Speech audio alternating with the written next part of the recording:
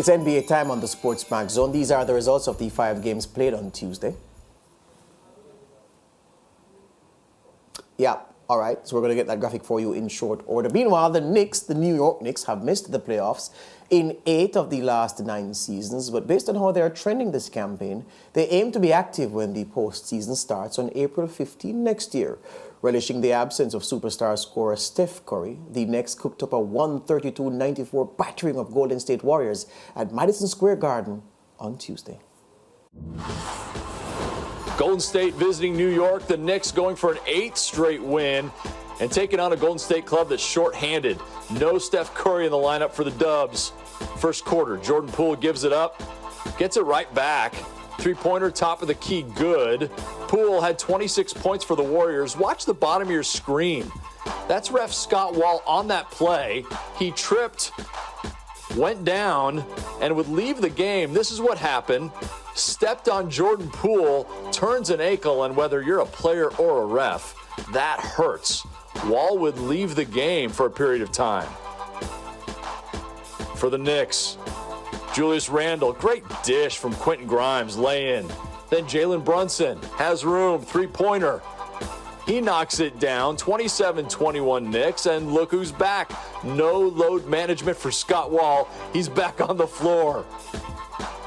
More from Brunson. Drives, falls away, knocks it down. Great move from Jalen Brunson. This team playing great basketball right now. More from Brunson. He's got room for the mid-range jumper, and he's going to take it. Knicks leading by 13 at the break, 69-56. Another lefty. R.J. Barrett drives. He gets 2.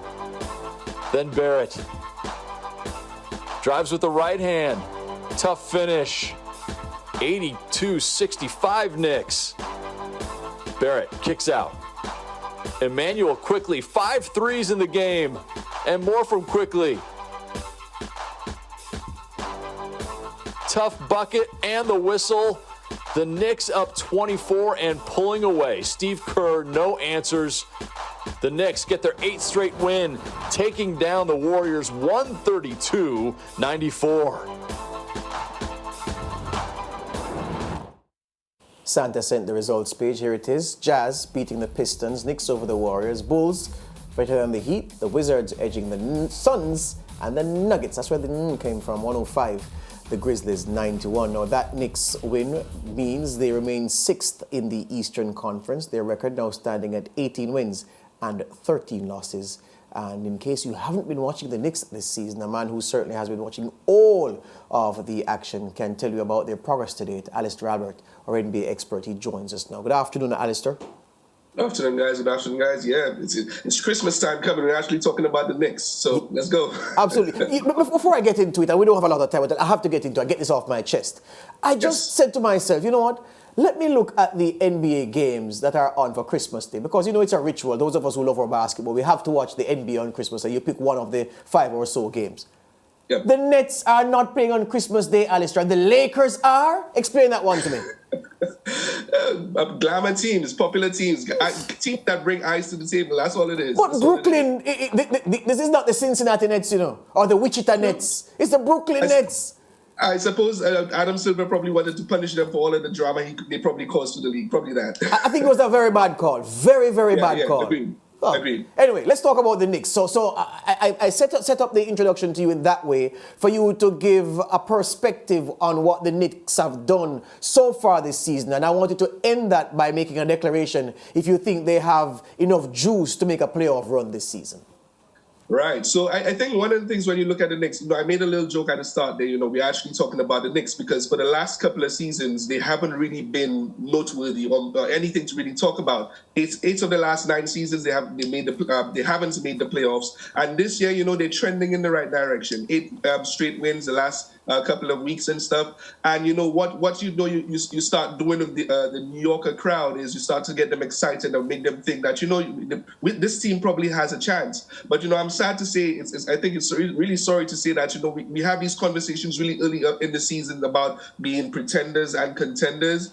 I think the Knicks are really like big time pretenders right now. If you look at the 8 games that they've won, the streak that they've had currently, the combined team percentage for all the teams that they played on that 8-game trip, it's under 500. It's 48% win teams. They did win against Cleveland, they won against the Hawks, but then you have the Hornets, the Kings, the Bulls twice.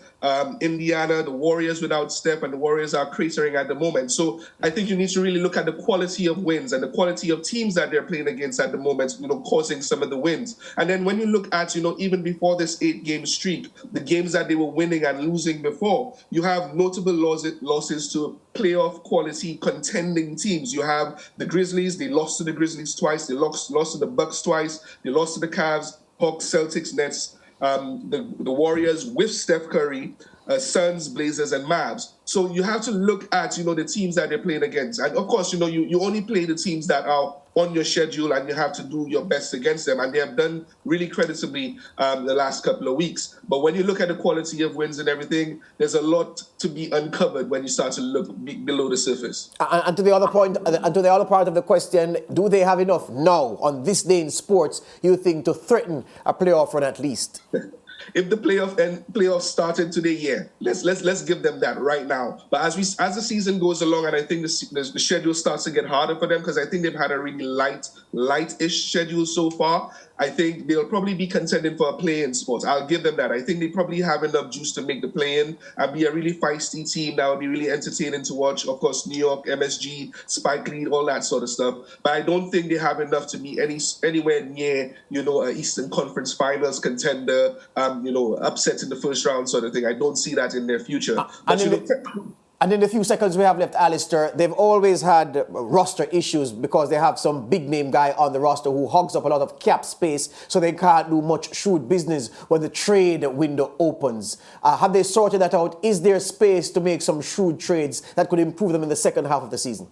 Well, what they're looking to do right now is probably unload guys like Derrick Rose, Evan Fournier, and guys who are not playing like right now, Cam Reddish, and probably send them off to contending teams who want them. So, there is going to be some change with the Knicks right now, and how that affects their team is we're yet to see, because there's probably been the most balance that they've had for quite some time on this team, which is kind of propelling a lot of the wins that they have. Yeah. So let's see what happens after the trade deadline, but, there are going to be a different team after the trade deadline. Yes, indeed, and I can hear the Lakers fans saying I'm hating on LeBron by questioning what the Lakers are doing on the Christmas schedule. But if you've seen the Lakers this season, you'll know why I'm saying they ought not to. And a lot of people will agree with you. There you go, my friend. All right, we'll talk again. All the best to you.